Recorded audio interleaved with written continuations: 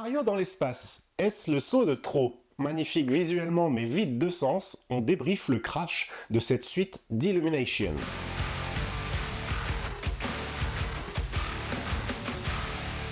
Salut à tous les amis sérivores et cinéphiles, on se retrouve pour parler d'un événement qu'on attendait tous au tournant, la sortie de la suite du film Super Mario Bros. Souvenez-vous, en 2023, le premier opus avait réussi l'exploit de réconcilier les fans hardcore et le grand public avec une aventure colorée, rythmée et surtout un respect immense pour l'univers du plombier. On y suivait deux frères de Brooklyn, un peu losers mais terriblement attachants, propulsés dans un royaume champignon vibrant de vie. C'était drôle, c'était sincère et le fanservice était distillé pour une intelligence rare. Mais aujourd'hui, on change de dimension, on quitte le plancher des vaches pour s'envoler vers les étoiles. Le pitch de ce nouveau volet, sobrement intitulé Super Mario Galaxy le film, reprend les bases du chef-d'œuvre de la Wii sorti en 2007. Bowser, ou plutôt son fils, a encore frappé, mais cette fois-ci, ses ambitions sont à l'échelle de l'univers. Il a kidnappé les éclats d'étoiles et menace la stabilité de la galaxie entière depuis sa forteresse spatiale. Mario doit alors s'allier à une nouvelle figure mystérieuse, l'énigmatique Harmony, la gardienne de l'observatoire de la comète, pour parcourir des mondes aux gravités changeantes et sauver une fois de plus la princesse Peach. Sur le papier, c'est le rêve absolu de tout Mario Zouz qui se respecte, comme moi. Mais dans les faits, on va voir que le voyage est beaucoup plus mouvementé que prévu. L'univers qui nous entoure est gigantesque.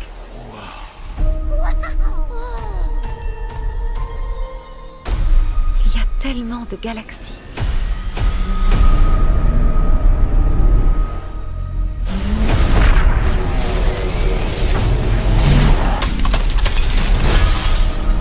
Faut vite que tout le monde sorte!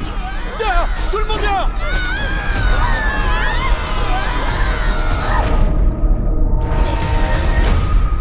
Mamma mia!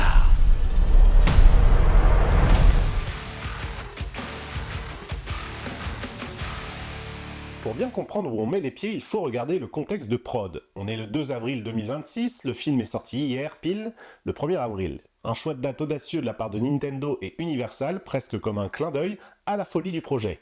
Derrière la caméra, on retrouve le duo gagnant du premier film, Aaron Horvath et Michael Jelenic, ainsi que Illumination Paris à l'animation. Côté casting, la version originale a fait grand bruit avec l'arrivée de Brie Larson pour prêter sa voix à Harmony ou encore Glenn Powell en Fox McCloud. Mais honnêtement, pour ma part, c'est vers la version française que je me suis tourné, sortie familiale oblige, j'y suis allé avec ma fille de 5 ans et c'était l'occasion de retrouver l'excellent Pierre Tessier qui incarne désormais Mario vocalement parfait dans notre langue. L'enjeu autour de ce film est colossal. Il ne s'agit plus seulement de faire une suite, mais d'installer durablement ce qu'on appelle déjà le Nintendo Cinematic Universe. Le succès du premier a ouvert les vannes et la pression était maximale. On nous promettait une épopée épique, orchestrale, reprenant les thèmes légendaires de Brian Tyler, tout en nous vendant une ressortie massive des jeux originaux sur Switch. On est clairement sur une opération marketing globale de haute volée, mais à force de vouloir viser la lune, est-ce que Nintendo n'a pas fini par se perdre un peu dans le vide intersidéral? Eh bien on en parle.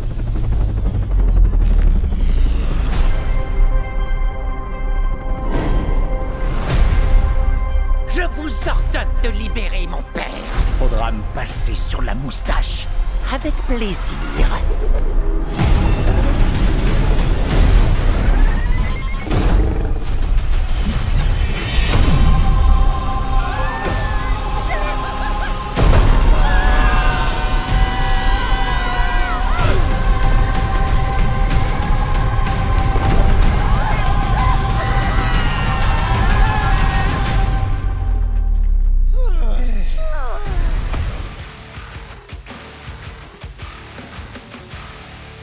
Attaquons le vif du sujet par ce qui saute aux yeux dès les premières secondes, l'esthétique. On ne va pas se mentir, c'est toujours très très beau.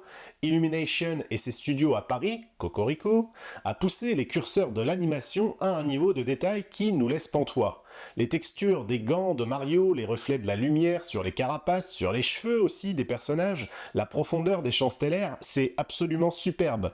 C'est presque photoréaliste. Le film est une explosion de couleurs, un feu d'artifice permanent qui flatte la rétine à chaque plan.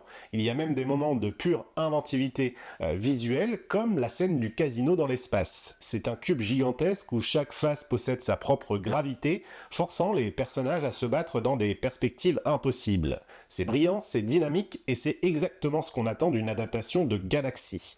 Cependant, et c'est là que le bas blesse un peu, pour un joueur notamment, cette inventivité s'arrête là où le gameplay commençait. Dans le jeu original, la magie venait de ces petites planètes sphériques sur lesquelles on pouvait courir à 360 degrés, sautant d'un planétoïde à l'autre avec une physique unique. Pourquoi ne pas avoir exploité cette mécanique géniale de manière plus centrale ? Au lieu de ça, le film reste très sage, très plat, dans sa construction globale, en dehors de quelques scènes isolées, comme on vient de le dire. On a le look du jeu, on a les couleurs du jeu, mais on n'a pas vraiment le feeling de cette gravité qui nous rendait fous sur Wii. C'était sur Wii, je crois. Bah, vous me direz en commentaire.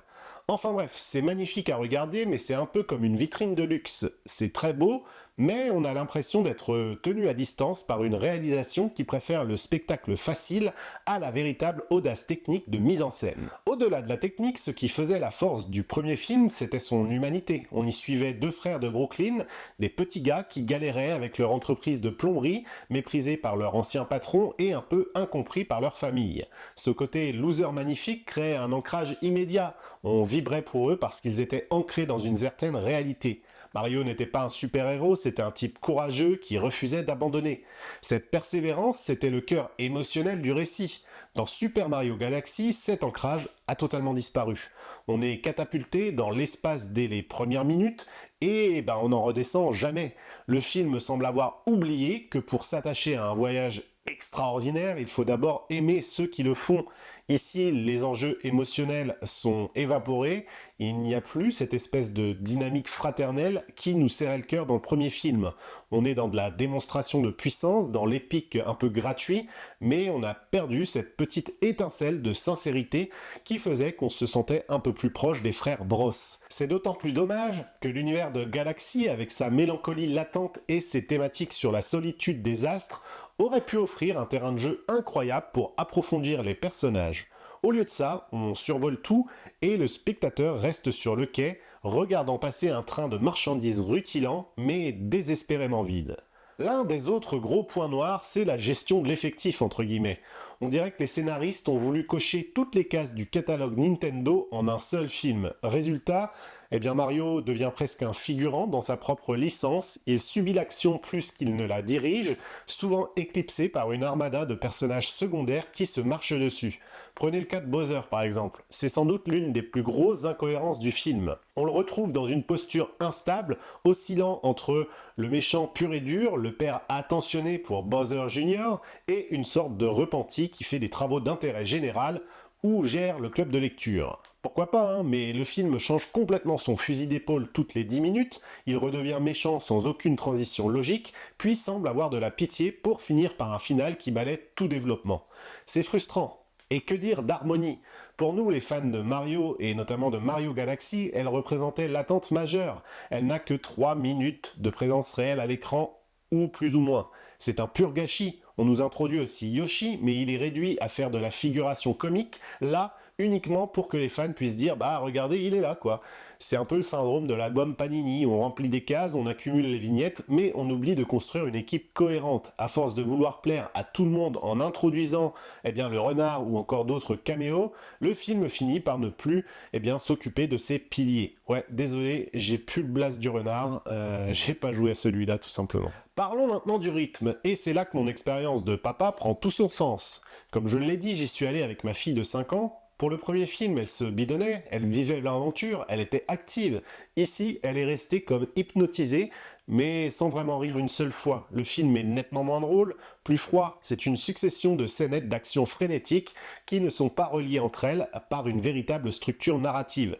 C'est ce que j'appellerais, et je l'ai déjà dit, le format TikTok du cinéma d'animation moderne. On enchaîne des séquences de 2 ou 3 minutes, ultra visuelles, pensées pour être découpées en extraits sur les réseaux sociaux, mais qui misent bout à bout ne forment pas vraiment un film. On ne comprend rien à la géographie de cet univers de galaxies par exemple. Pour quelqu'un qui n'a pas joué au jeu, c'est un chaos total. Il n'y a pas un seul moment de répit, pas une pause pour laisser respirer l'émotion ou pour que les personnages discutent vraiment. C'est du toujours plus permanent. Au bout d'une heure, j'étais personnellement épuisé et je voyais bien que ma fille, elle, ne suivait plus vraiment l'histoire, elle subissait juste l'assaut des couleurs et des sons. C'est une stratégie marketing probablement efficace pour capter l'attention des plus jeunes par pur réflexe visuel, mais c'est une régression terrible en termes de narration cinématographique. Enfin, impossible de ne pas évoquer la dimension purement commerciale de cette suite. Tout dans le film crie « Achetez les nouveaux jeux !» Le fanservice, qui était un hommage vibrant dans le premier, est ici devenu un argument de vente un peu trop visible. On sent que chaque plan est calculé pour correspondre à la ressortie des remasters sur Switch. Mais le plus inquiétant là-dedans, c'est cette sensation de préparer un endgame à la sauce Nintendo. En introduisant autant de personnages venus d'autres horizons, comme le crossover avec le renard, ouais, j'ai toujours pas son nom, eh bien on sent que Illumination et Nintendo ne cherchent plus à faire de bons films individuels, mais à construire une plateforme pour un futur Super Smash Bros, le film. Au cinéma, évidemment. Est-ce que c'est ce qu'on veut ? Je sais pas, mais en tout cas, sacrifier la profondeur d'une aventure de Mario pour transformer le grand écran en un immense catalogue de jouets, moi ça me va pas. Le film va probablement exploser le box-office, c'est même une certitude, les chiffres seront stratosphériques, mais ce succès ne sera pas forcément mérité sur le plan artistique. On est face à un produit calibré, efficace, mais qui a oublié que le jeu vidéo, c'est aussi de la poésie, de la découverte et du sentiment.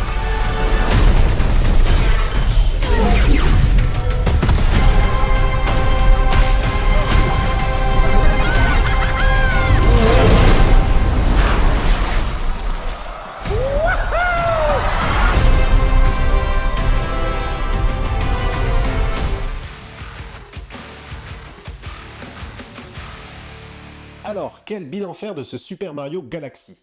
C'est une immense déception pour le passionné que je suis. Oui, c'est beau, oui, l'animation est inventive, notamment avec une scène du casino qui restera dans les mémoires. Mais un film n'est pas qu'une démo technique, et si je devais lui donner une note, ce serait probablement un 9, un 8 ou un 10, tout juste. 5 points pour l'esthétique, 5 points pour le travail de doublage qui est correct en VF, mais pour le reste, c'est assez vide, on a perdu l'âme des frères Bros en chemin, et c'est bien triste. On se retrouve avec une attraction de fête foraine, c'est fun sur le moment, ça secoue, mais une fois descendu du manège, il reste plus rien à part un léger mal de crâne. Le box-office va lui donner raison, mais pour moi ce sera un grand non. Je préfère l'exigence au spectacle facile, et j'espère que pour un troisième volet, parce qu'il y en aura forcément un, Nintendo saura remettre les pieds sur terre et se rappeler que Mario, c'est avant tout une histoire de cœur, pas seulement une affaire de gros sous. Merci à tous en tout cas d'avoir suivi cette critique, n'hésitez pas à me dire en commentaire ce que vous en avez pensé, on se retrouve très vite pour de nouvelles analyses. Ciao!